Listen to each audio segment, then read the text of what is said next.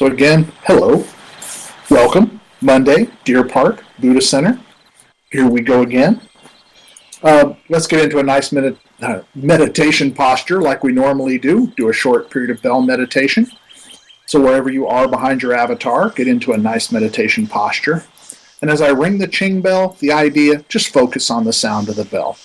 Really get that deep listening going, get that concentration going. And this will enable us all to absorb some Dharma today. You're going to get distracted, happens to all of us. When it does, I just want you to gently remind yourself and go back to focusing on the sound of the bell. Then after the short meditation, there'll be a little pause. I'll do the 3 recitations and then on with the talk for today. So I'll give you a moment, get into a nice posture. We'll begin at the sound of the bell.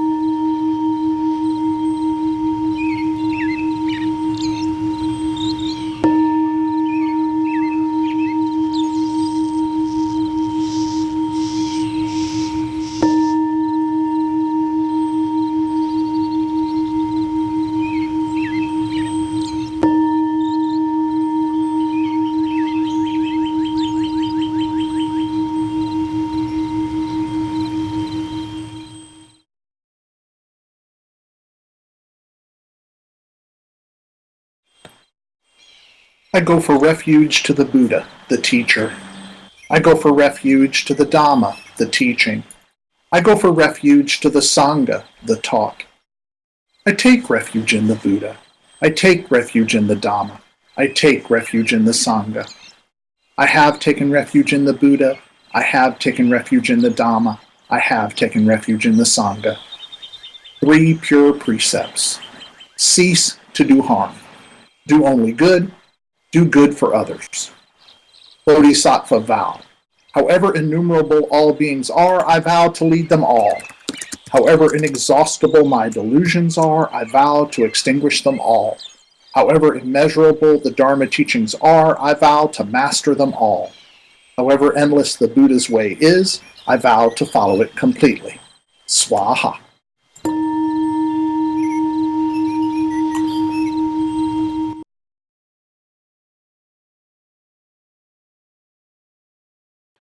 I think I got everybody? All right. Again, welcome. It's Monday.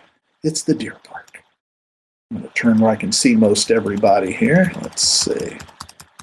There we go. All right.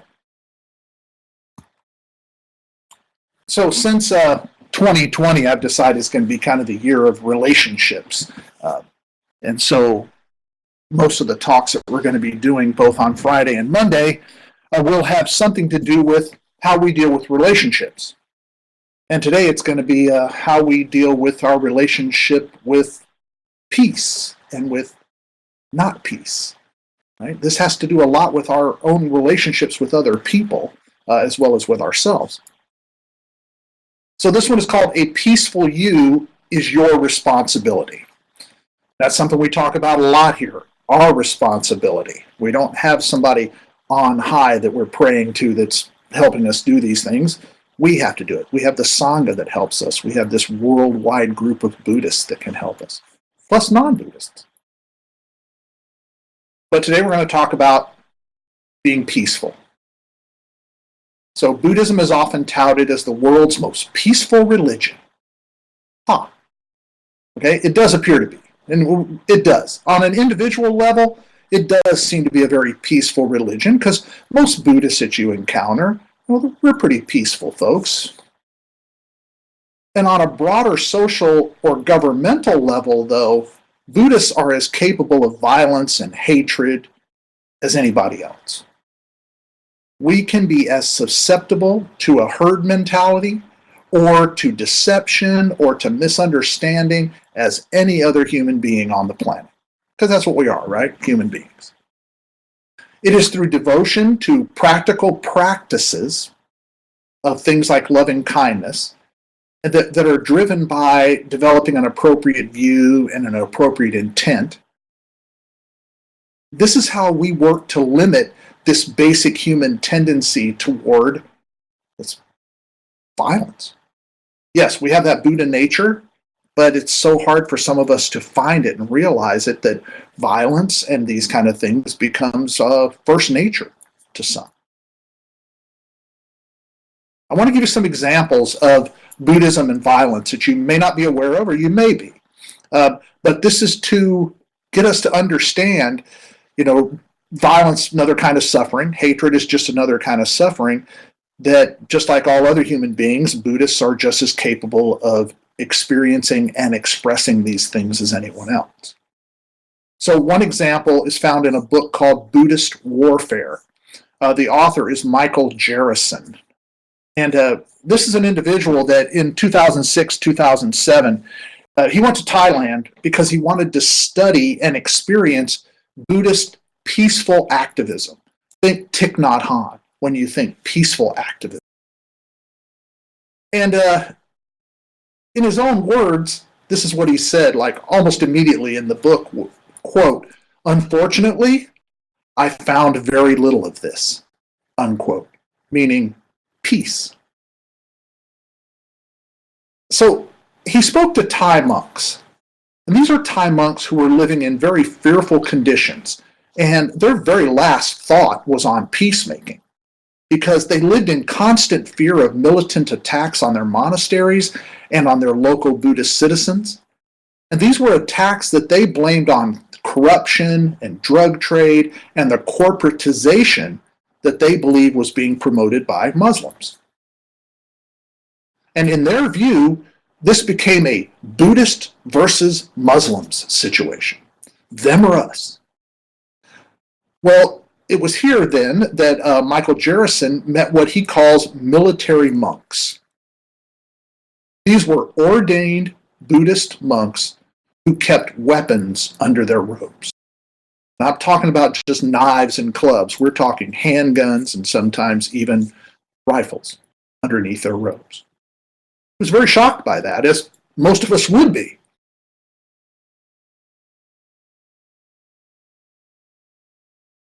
He comes to find out through, talking and interviewing and getting to know some of these folks, that to them, peacemaking required that they be prepared for a military response or a militaristic response to attacks. And that's what they prepared themselves for. That's one example. Now let's go back in time. Let's go back into the early years of the 20th century and a lady named Alexandra David Neal. She was a French lady. She journeyed across Tibet she spent 14 years among the Tibetan people.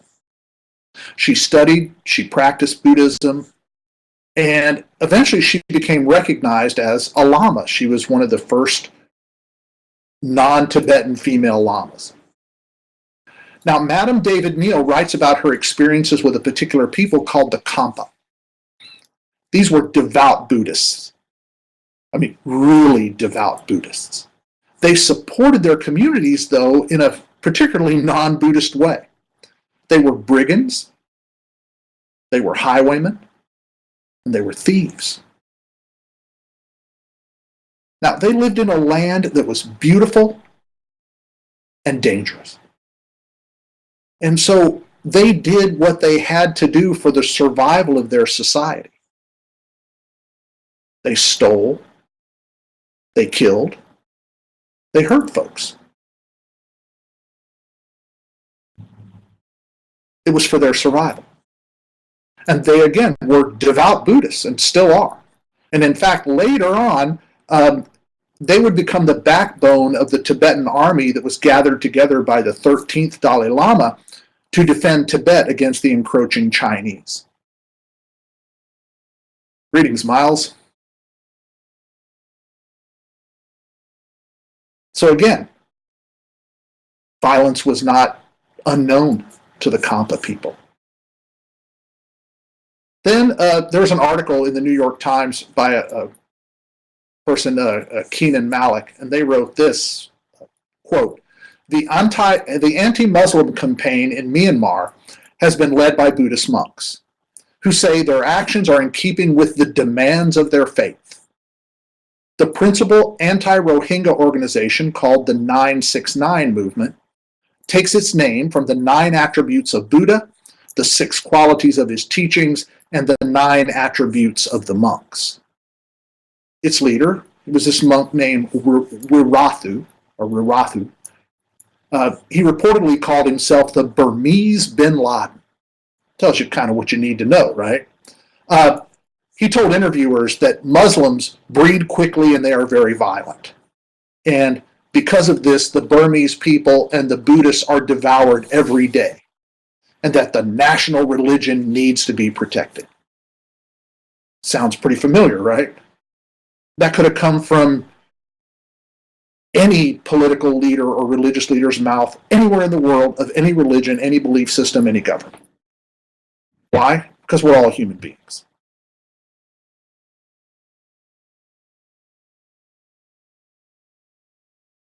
So let's call him what he is, an extremist monk. So he proposed a national race protection law under which a non-Buddhist man wishing to marry a Buddhist woman would have to convert to Buddhism to obtain permission from the state to marry. And the proposal won support from Myanmar's president then, Thein Sein. These are examples of Buddhist violence, Buddhist warfare. But how do we reconcile the perception of Buddhism as a philosophy of peace with this ugly reality of things like these Buddhist-led pogroms in Myanmar, or monks carrying weapons under their robes, and the violent and hateful thoughts that arise in our own body minds? Uh-oh, now I'm pointing at us. Now, even the Dalai Lama in 2011, after the death of Osama bin Laden, the Dalai Lama said, quote, "Forgiveness doesn't mean forget what happened. If something is serious and it is necessary to take countermeasures, you have to take countermeasures." Unquote. Earlier, 10 years earlier, in fact, in 2001, he said, "But if someone has a gun and is trying to kill you, it would be reasonable to shoot back with your own gun. Not at the head, where a fatal wound might result, but at some other body part, such as a leg." Unquote. The Dalai Lama is very pragmatic. He's very realistic. He sees the world as it is, not as he might want it to be, this super peaceful place where nobody hurts anybody, nobody hates anybody. But he understands that there's this reality we have to deal with, and as Buddhists, we want to deal with it in the most effective way possible while keeping to the intent of our commitment. Commitment to peace, if you will. Nonviolence, or ahimsa in Sanskrit or Pali. So there are certain realities of peace that we have to look at. Number one, in the sutras that are most thought to be as close to the Buddha's words as actually possible from the Pali Nikayas, there is actually no mention of societal or even world peace. Never comes up. It's, I'm going to have to say, implied in many ways, but it never is like brought up, even to like King Pasenadi when he's getting ready to use his army to go after Angulimala. The idea of peace isn't brought up.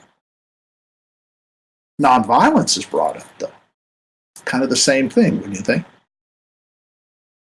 Here's another thing about reality of peace. You alone cannot bring about world peace, because no individual thought or action can bring about world peace. What you can do, though, is you can realize your own spiritual foundation of peaceful thought and action. Something that can ground you in this idea of peace in your thought and action. The spiritual foundation then can become a factor in the causal conditioning of the world around you, and it can help to bring about world peace. But it will take time. The idea is your spiritual foundation of peace affects someone else's, and they affect someone else's, and we begin that causal chain toward this idea of world peace, which would certainly be an alleviation of suffering on a pretty major scale if we could make that happen. But we as individuals must build our own spiritual foundation of peace. It's our responsibility. Then we can, as an interconnected and interdependent mass of people, like think about the Sangha here, we're this group, then we can act as guides for others to find their own foundation of peace. And in Buddhism, this is a chain of causal conditioning. Wow, they're kind of a peaceful person. I like that feeling. I want to do that myself. That's the beginning of that causal chain. So an action taken results then in another action taken. That's what we're shooting for. That's why we want to be the example that we can be, the best example. So it is a chain whose links will multiply exponentially. Right? You affect a person, that person affects two more people, and they affect a person, and that's two more people, and it just keeps spreading out. What we each need to do, and this doesn't matter what religion you are or whether you're on a secular path, you don't want to deal with religion. We've got to find our own foundation of peaceful coexistence with others. It's that whole relationship thing. Because it is not within reach of any of us as individuals to create world peace. It is, though, within reach of any of us to realize our own foundation of peaceful interaction with the world. The more of us that change, or the more of us that engage in that personal responsibility, then the more likely that world peace might arise.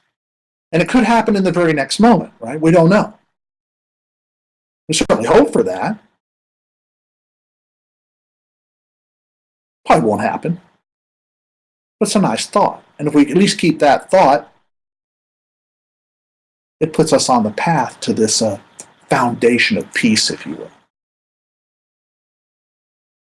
We can look in the Dhammapada, and there are these words, quote, "All beings fear death, and they all fear the pain of a club.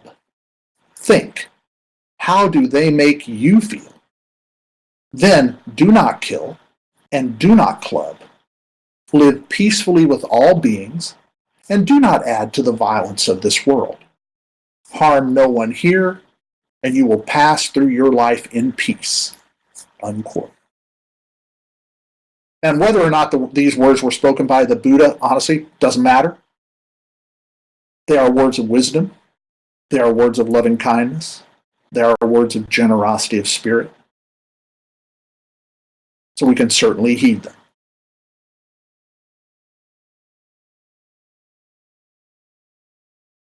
The key thing there is think. How do they make you feel? Now, here it was talking specifically about death and the pain. But we can apply that to all of our relationships, right? How do they make you feel? How do the things that happen to you and the things that you do to others, how do they make you feel? Most of us will never encounter moments of physical violence. Maybe we will in a movie, maybe we'll see something on the news, but as far as a one-on-one kind of experiencing physical violence, most of us never will.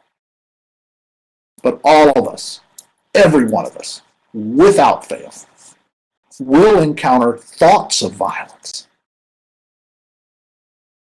Beginning with the violence that is internal, this is the path to realizing the cessation of external violence.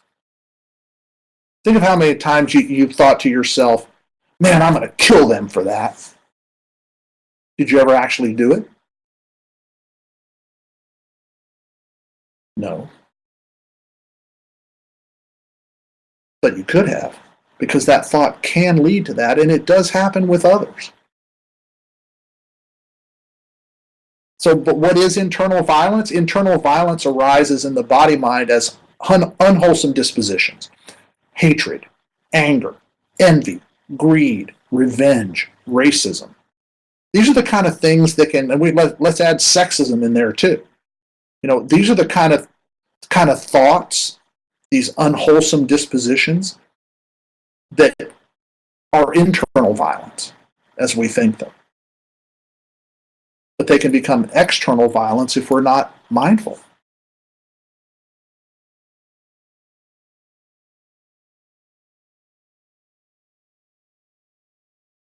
I want to talk a moment about hatred. Those of you that have sat with me for a while, you know this is a big subject, anger and hatred. As a Buddhist, each of us, we have our own habits and dispositions, unwholesome ones that we deal with, and those happen to have been two of mine. Today I'm going to focus a little on hatred. Decades ago, I had a person in my life that committed acts that caused me really outstanding levels of internal pain and anguish. And I experienced feelings of hatred for this person for more than a decade. It was hatred that wove itself so deeply into my body-mind that it became almost all my thoughts. My conscious mind would create horrifying images of violence directed at that person.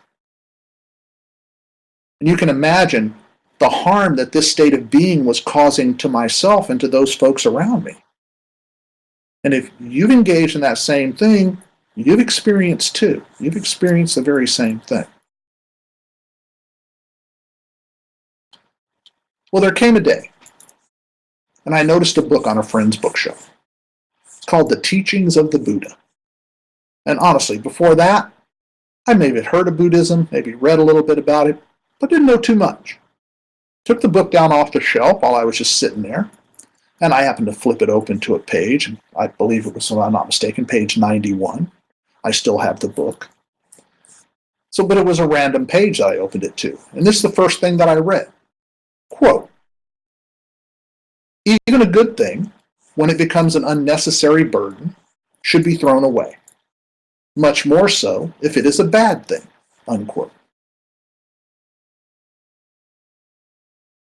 Almost the first thing that came into my mind at that very moment was hatred. I felt that hatred was a good thing. I felt that gave me strength and power. But I started thinking differently with just those words. And just like when the Buddha held up the white lotus at Vulture Mountain, this silent action that he took caused one of his disciples, Mayas Kasyapa, to suddenly have this enlightened moment, this moment of enlightenment or realization. My own moment of transformation came with the silent words on that page, the words that spoke only in my body mind. And after that, it took years of practice and mindfulness to strengthen that transformation. So I wanted to be a peaceful person, and that was my responsibility. Now, after years of walking the noble path, I had another enlightened moment. This was when I realized what my foundation of peace was, my spiritual foundation of peace. It's a rock-solid foundation, and it was built on one thing: the falling away of my hatred for others. My foundation of peace is built on a deep mindfulness that I harbor no hatred, no ill will for anybody.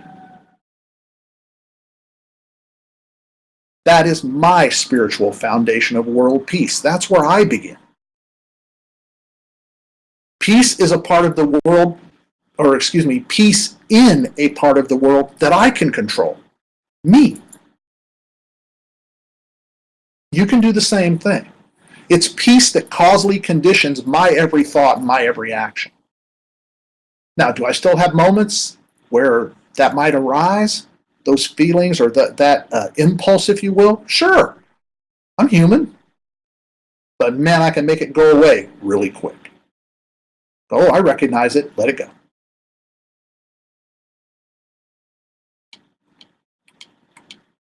Your spiritual foundation, it could arise from the falling away of hatred, like mine.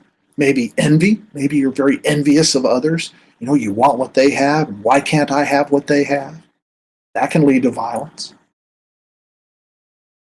Maybe it manifests as greed. Or maybe it manifests as racism.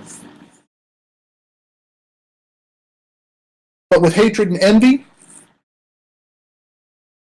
we go after that with loving kindness and compassion. We start to develop those two things, and we watch that hatred and envy start to fall away. Greed falls away when we start looking at the arising of generosity of spirit within ourselves.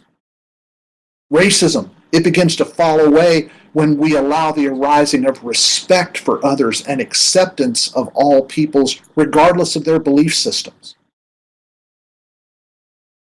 So in the end, it's up to you to find your own spiritual foundation of world peace.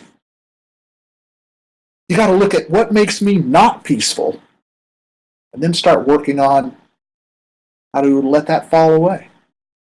But it must begin with peace in the part of the world you can control, within your own body mind. That's where it's got to begin. It's got to be this internal peacefulness first.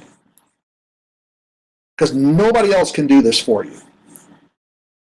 We can talk about it, we can discuss it, you can talk to friends and teachers, but in the end, you're the only one that can do it. It all centers around my favorite 4 words. What we do matters. We know that to be true if we do something unwholesome, and we know it to be true if we do something wholesome. It's going to matter. So let's do wholesome stuff. Now today, something a little different. We're going to do a couple of little exercises. Have some fun with it. Now, you're going to connect this to metta meditation, and it does have a connection to that. But here today, this is just a thought process. Okay? I want you to think about these things. You can almost consider this homework because I'd like you to do it more than just right now. But I want you to take a moment. I want you to think about someone you hate. Okay? They might be someone you know personally. Maybe you don't know them personally. That doesn't matter. And I'm going to tell you, I already know there's somebody out there thinking, well, I don't hate anyone. Good. That's nice to hear.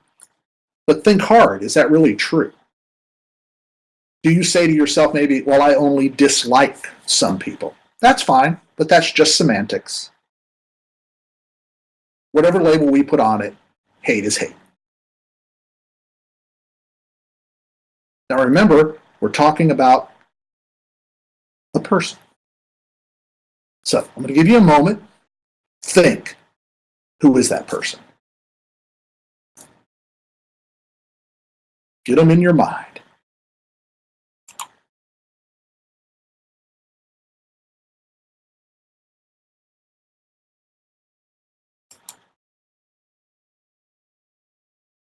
So hopefully you've got somebody firmly seated in your body mind. Now you got to ask yourself a question. I want you to picture this person, picture them, and then ask yourself this question. Why do I hate this person?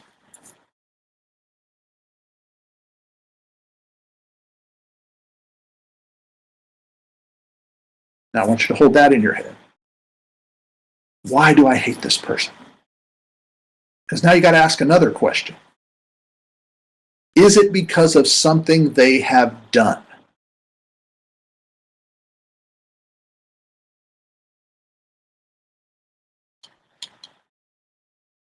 Hold that answer in your head. Hopefully you still got the image of the person in your conscious mind, right? They're right there in front of you.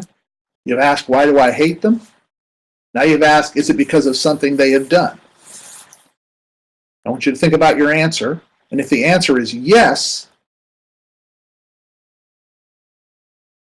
to is it because of something they have done? If the answer was yes, it's not the person you hate, it's the action that you hate. That's number one. So now you've taken away that emotion from a person and you put it on a phenomenon, right? The action that they took. So then you got to answer this question. Of course, you got to ask it first, but you got to answer, how can you hate an action? How is it possible to hate an action? Because it isn't really. You cannot agree with it. You cannot approve of it. But throwing an emotion at an idea seems kind of waste. But what about if your answer was no? What if the answer to, is it because of something they have done, and the answer is no? Well, then what is it you hate about the person? It must be something physical, maybe how they look, or how they smell, or how they taste, or how they walk, or how they talk, or whatever physical characteristic. So you got to ask again, is it appropriate to hate a person due to any of those reasons? Can we hate a person just because of the color of their skin? Well, that's racism. No. Can we hate a person because of the tone of their voice? No. It's not their fault. That's just the way the universe made them.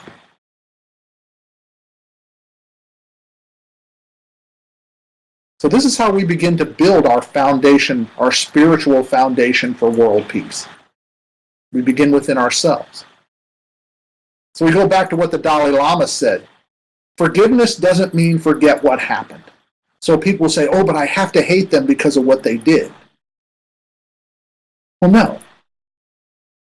Forgiveness doesn't mean forget what happened. You don't have to set that aside and say, well, I just have to forget what happened so I can not hate this person.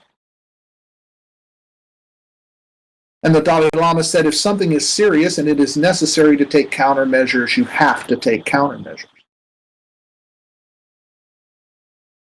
So if it's a person who is doing actions that you don't approve of, that are unwholesome, unhealthy, whatever it may be, and you say, I hate the person and that's your reason for not trying to connect with them, that's not the right countermeasure. The right countermeasure is to remember it's the action that has affected you. It's that phenomenon of the action that they took, not of the individual. I know this may seem unconvincing.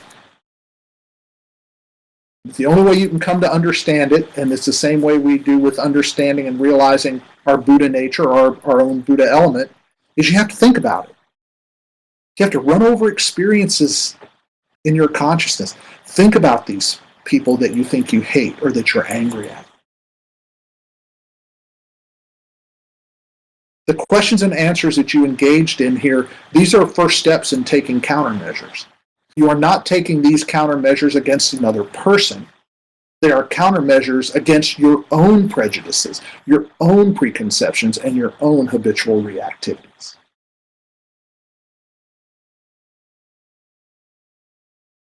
Because with hate and anger, those are never going to get us anywhere until we can set those aside and actually work on whatever the issue might be.